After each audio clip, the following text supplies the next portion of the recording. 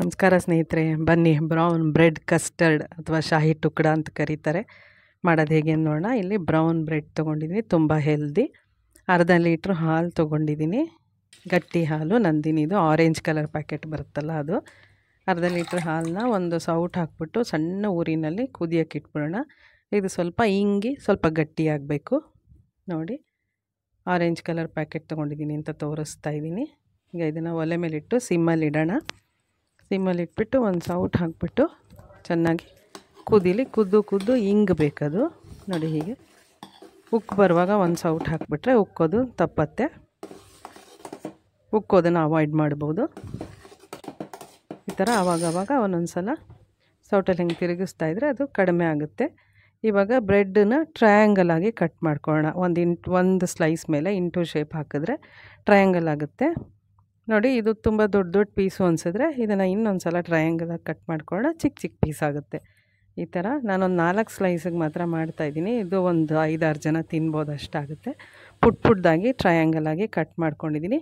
ಇಲ್ಲಿ dry fruits ತೊಗೊಂಡಿದ್ದೀನಿ. ಗೋಡಂಬಿ, ಬಾದಾಮಿ, ದ್ರಾಕ್ಷಿ, ಪಿಸ್ತಾ ಎಲ್ಲ ತೊಗೊಂಡಿದ್ದೀನಿ. ಈಗ ಮೊದಲು ಒಂದು ಸಣ್ಣ ಬಟ್ಲಿಗೆ ಸ್ವಲ್ಪ ಹಾಲು ಹಾಕೋಣ. ಹಾಕ್ಬಿಟ್ಟು ಕೇಸರಿ ಹಾಕೋಣ. ಸ್ಯಾಫ್ರನ್ ಕೇಸರಿ, ಒರಿಜಿನಲ್ ಕೇಸರಿ ಇದು.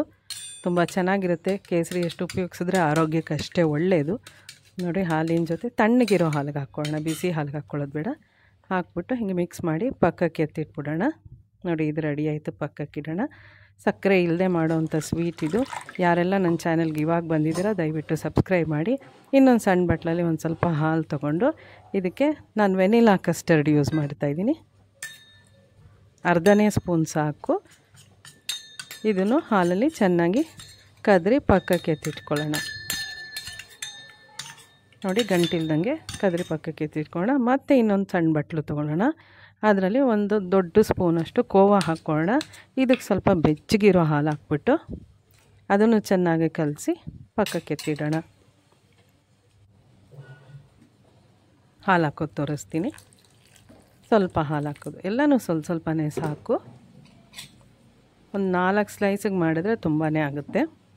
ನೋಡಿ, ಹೀಗೆ ಹಾಲು ಹಾಕ್ಬಿಟ್ಟು ಇದನ್ನು ಪಕ್ಕಕ್ಕೆ ಎತ್ತಿಡೋಣ.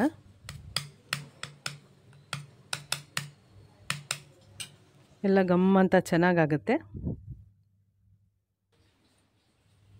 ಈಗ ಒಂದು ಬಾಣಲೆ ಪ್ಯಾನು ಯಾವುದಾದ್ರೂ ಇಡೋಣ ಒಲೆ ಮೇಲೆ. ಅದಕ್ಕೆ ಮುಕ್ಕಾಲು ಕುದ್ದು ಗಟ್ಟಿಯಾಗಿರೋಂಥ ಹಾಲನ್ನು ಇದಕ್ಕೆ ಹಾಕ್ಕೊಳ್ಳೋಣ. ಪ್ಯಾನಿಗೆ ಹಾಕ್ಬಿಟ್ಟು ನೋಡಿ, ಈಗ ಕಂಡೆನ್ಸ್ಡ್ ಮಿಲ್ಕ್ ಹಾಕ್ತಾಯಿದ್ದೀನಿ. 2 ಸ್ಕೂಪ್ ಅಷ್ಟು. ಇದರಲ್ಲಿರೋ ಸಿಹಿನೇ ಬೇಕಾದಷ್ಟು ಆಗುತ್ತೆ. ಸಕ್ಕರೆ ಏನೂ ಬೇಕಾಗೋದೇ ಇಲ್ಲ. 2 ಸಲ ಹಾಕ್ತಾಯಿದ್ದೀನಿ.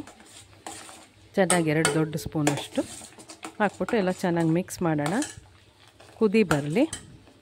ಕುದೀತಾ ಇನ್ನೂ ಗಟ್ಟಿಗೆ ಆಗುತ್ತೆ. ಇದು ತುಂಬ ಚೆನ್ನಾಗಾಗುತ್ತೆ ಫ್ರೆಂಡ್ಸ್, ಮಾಡಿ ನೋಡಿ. ನೋಡಿ, ಗಟ್ಟಿ ಆಗ್ತಾ ಇರೋದು ಗೊತ್ತಾಗ್ತಾಯಿದೆ. ಈಗ ಕೋವಾ, ಇದು ಸಪ್ಪೆ ಕೋವಾ ತೊಗೊಂಡಿದ್ದೀನಿ. ಹಾಲಲ್ಲಿ ನೆನೆಸಿಟ್ಕೊಂಡಿದ್ವಲ್ಲ ಅದನ್ನು ಹಾಕೋಣ. ಮಿಕ್ಸ್ ಮಾಡೋಣ. ಮಿಕ್ಸ್ ಮಾಡಿದ್ರೆ ಅದು ಹಾಗೆ ಕರಗೋಗುತ್ತೆ. ಕರಗಿ ಚೆನ್ನಾಗಿ ಮಿಕ್ಸ್ ಆಗಿಬಿಡುತ್ತೆ.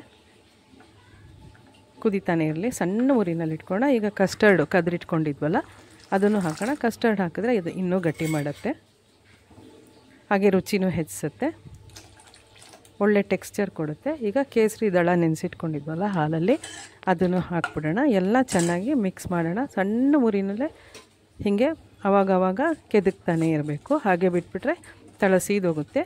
ಸೀದೆ ಇರೋಂಗೆ ನೋಡ್ಕೊಳ್ಳಿ, ವಾಸನೆ ಹಾಳಾಗೋಗುತ್ತೆ ಸೀದೋಗ್ಬಿಟ್ರೆ. ಚೆನ್ನಾಗಿ ಹೀಗೆ ಮಿಕ್ಸ್ ಮಾಡ್ತಾನೇ ಇರೋಣ. ಒಂದು ಕನ್ಸಿಸ್ಟೆನ್ಸಿ, ಗಟ್ಟಿ ಕನ್ಸಿಸ್ಟೆನ್ಸಿಗೆ ಬರುತ್ತೆ. ಅಲ್ಲಿವರೆಗೂ ಚೆನ್ನಾಗಿ ಹೀಗೆ ಎಲ್ಲ ಮಿಕ್ಸ್ ಮಾಡ್ಕೊಳ್ಳೋಣ. ಎಷ್ಟು ಚೆನ್ನಾಗಿ ಕಾಣಿಸ್ತಾ ಇದೆ ಅಲ್ವಾ? ಅಷ್ಟೇ ರುಚಿಯಾಗಿರುತ್ತೆ. ಮಾಡಿ ನೋಡಿ ಫ್ರೆಂಡ್ಸ್. ಸಂಜೆ ಯಾರು ಮನೆಗೆ ಬರ್ತಾರೆ ಅಂದರೆ ಸಿಂಪಲ್ಲಾಗಿ ಬೇಗ ಇದನ್ನು ಮಾಡಿಬಿಡ್ಬೋದು. ಈಗ ಒಂದು ಸಣ್ಣ ಪ್ಯಾನ್ ಇಟ್ಬಿಟ್ಟು ಡ್ರೈ ಫ್ರೂಟ್ಸ್ನೆಲ್ಲ ಹುರ್ಕೊಳ್ಳೋಣ. ಚೆನ್ನಾಗಿ ಒಂದು 3 ಸ್ಪೂನಷ್ಟು, ದೊಡ್ಡ ಸ್ಪೂನಷ್ಟು ಒಳ್ಳೆ ತುಪ್ಪ ಹಾಕಿದ್ದೀನಿ. ಹಾಕ್ಬಿಟ್ಟು ಗೋಡಂಬಿ, ಬಾದಾಮಿ, ದ್ರಾಕ್ಷಿ ಎಲ್ಲ ಕಟ್ ಮಾಡಿ ಇಟ್ಕೊಂಡಿರೋದು ಹಾಕೋಣ. ಬಾದಾಮಿ ಹಾಕಿದ್ದೀನಿ, ಗೋಡಂಬಿನೂ ಕಟ್ ಮಾಡಿ ಇಟ್ಕೊಂಡಿದ್ದೀನಿ ಹಾಕಿದ್ದೀನಿ.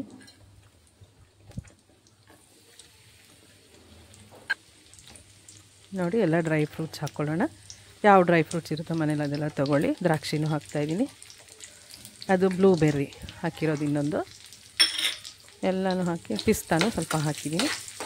ಹಾಕ್ಬಿಟ್ಟು ಎಲ್ಲನೂ ಗಮ್ ಅಂತ ತುಂಬ ಸೀದೋಗೋದು ಬೇಡ, ಹೊಂಬಣ್ಣಕ್ಕೆ ಹುರ್ಕೊಳ್ಳೋಣ. ಗಮ್ ಅಂತ ಹುರಿಯೋಣ. ತುಪ್ಪದಲ್ಲಿ ಹುರಿಯೋದ್ರಿಂದ ಘಮ ಘಮ ಅಂತ ವಾಸನೆ ಬರುತ್ತೆ. ಇದನ್ನು ತಣ್ಣಗಾಗಕ್ಕೆ ಪಕ್ಕಕ್ಕೆ ಎತ್ತಿಟ್ಬಿಡೋಣ. ಈಗ ಹಾಲು ಕುದೀತಾ ಇದೆ. ಹಾಲಿಗೆಲ್ಲ ಮಿಕ್ಸ್ಚರ್ ಹಾಕಿದ್ದೀವಲ್ಲ, ಅದರಿಂದ ಗಟ್ಟಿ ಆಗ್ತಾ ಬರ್ತಾಯಿದೆ.